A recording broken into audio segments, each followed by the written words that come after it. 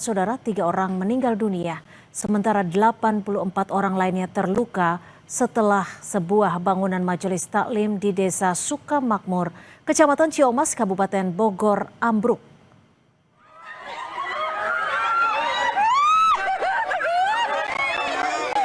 Inilah video amatir saat ambruknya bangunan majelis taklim di Desa Sukamakmur pada Minggu pagi.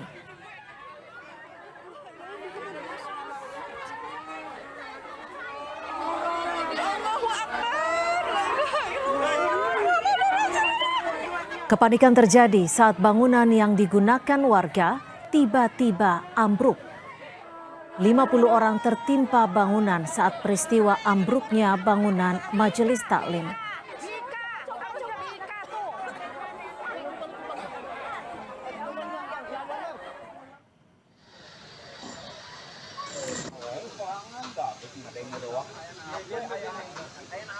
Kapolsek Ciomas Kompol Iwan Wahyudi bilang, bangunan majelis taklim yang ambruk merupakan bangunan baru. Bangunan ambruk karena struktur bangunan tidak kuat menahan beban dari membludaknya jamaah.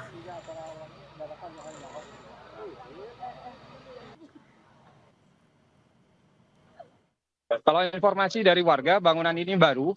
Namun demikian karena jumlah berat yang ditanggung bebannya itu terlalu besar sehingga bangunan tidak kuat sehingga ambruk ke bawah. Baik, perlu dijelaskan juga bahwa di lokasi sudah kita melakukan evakuasi pembersihan puing-puing ambruknya majelis taklim itu dan sudah dipastikan clear, sudah tidak ada lagi korban-korban yang tertimbun oleh reruntuhan itu dan semua korban kita fokus untuk dibawa ke rumah sakit terdekat yang ada di Bogor. Demikian. Korban yang rata-rata ibu-ibu dan anak-anak langsung dievakuasi ke rumah sakit terdekat. Menurut data BPBD Kabupaten Bogor, korban meninggal dunia dan korban luka dibawa ke RSUD Kota Bogor, Rumah Sakit Medikal Dramaga, serta Rumah Sakit PMI Kota Bogor. Dirut RSUD Kota Bogor, Ilham Haidir bilang, korban luka berat mengalami sejumlah cedera patah tulang.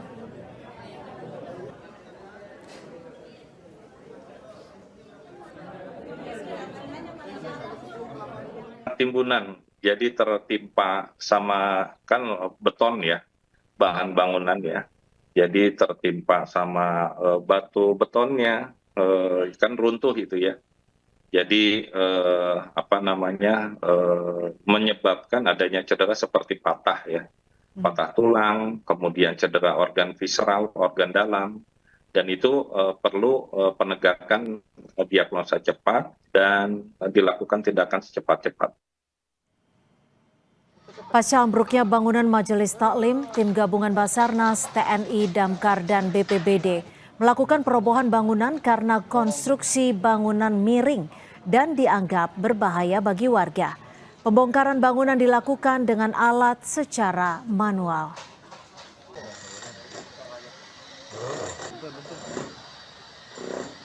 Saudara, untuk mengetahui situasi terkini di lokasi bangunan ambruk di Ciomas, Bogor, Jawa Barat, kita bergabung bersama jurnalis Kompas TV, sudah ada Niko Zulfikar. Niko, bagaimana hasil dari identifikasi 3 korban yang dinyatakan meninggal dunia, Niko? Ya, Cynthia, untuk korban yang meninggal dunia berhasil diidentifikasi, yakni atas nama Wulan, warga Kecamatan Taman Sari, Nur Hayati, warga Kecamatan Taman Sari, dan satu lagi warga di Kecamatan Ciomas atas nama Erni. Dan berdasarkan informasi yang dihimpun Kompas TV, korban yang berada di rumah sakit saat ini sudah diambil pihak keluarga untuk dibawa ke rumah duka untuk dimakamkan sendiri, Cynthia. Lalu Niko, bagaimana dengan korban luka? Seperti apa kondisi korban luka saat ini? Dan berapa tepatnya total korban luka? Atas kejadian ambruknya majelis taklim, berdasarkan data dari pihak Desa Sukamakmur Kecamatan Ciomas sendiri, untuk jumlah luka saat ini terdata sementara berjumlah 84 orang, terdiri dari luka ringan dan luka berat, Cynthia. Saat ini sebagian korban sendiri masih menjalani perawatan di rumah sakit yang ada di Bogor, seperti rumah sakit RSUD Kota Bogor, RSUD Ciawi, maupun rumah sakit PMI. Cynthia. Niko, lalu seperti apa situasi? Apakah pembersihan bangunan yang ambruk ini sore hari ini sudah berhasil dibersihkan secara keseluruhan? Ya, saat ini untuk bangunan ambrol, puing-puing sisa bangunan ambrol, pihak SAR gabungan dari BPBD, Damkar maupun dari PMI sendiri masih melakukan upaya untuk perobohan bangunan tersebut karena dinilai bangunan tersebut membahayakan karena konstruksi bangunannya dalam keadaan miring. Untuk saat ini petugas fokus untuk pembersihan atau perobohan sisa-sisa dari bangunan tersebut. Sementara itu untuk pencarian korban saat ini sudah tidak dilakukan lagi di lokasi terjadinya bencana longsor tersebut. Cynthia.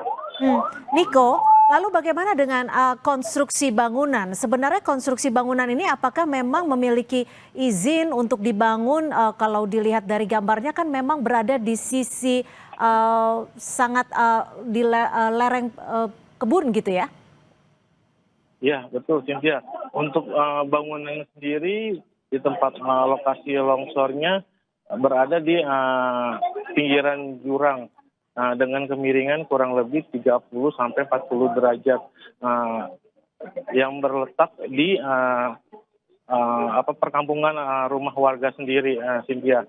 Saat ini bangunan tersebut digunakan untuk kegiatan keagamaan dan berdasarkan data yang dihimpun untuk bangunan tersebut dipergunakan baru karena mengingat bangunan tersebut baru saja selesai untuk dibangun sendiri, Cynthia.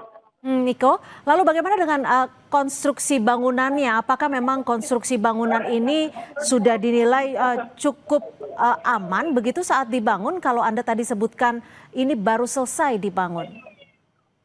Ya, untuk masalah konstruksi bangunan sendiri saat ini masih diselidiki pihak kepolisian apakah bangunan tersebut layak atau tidak apa memiliki izin atau gimana. Tapi saat ini fokus dari pihak kepolisian sendiri saat ini untuk proses perobohan atau pembersihan dari sisa material longsor tersebut. Dan saat ini di lokasi kejadian sendiri sudah dipasang garis polisi oleh pihak kepolisian setempat, Cynthia. Niko, pembersihan masih dilakukan. Apakah sudah ada jadwal atau mungkin sudah dilakukan olah TKP? Untuk saat ini berdasarkan pantauan di lokasi, pihak kepolisian belum melakukan olah TKP sendiri. Saat ini sudah fokus untuk pembersihan terhadap material atau sisa bangunan akibat longsoran tersebut, Cynthia. Berapa sebenarnya jemaah yang saat itu berada di bangunan Majelis Taklim ini, Niko? Ya. Pada saat sebelum kejadian berlangsung, diperkirakan untuk jumlah jamaah yang mengikuti acara keagamaan di bangunan Majelis Taklim tersebut kurang lebih di atas 100 orang sendiri, Cynthia. Dan saat ini berdasarkan data dari pihak desa Sukamakmur sendiri untuk jumlah korban yang mengalami luka berat maupun luka ringan berjumlah 84 orang sendiri.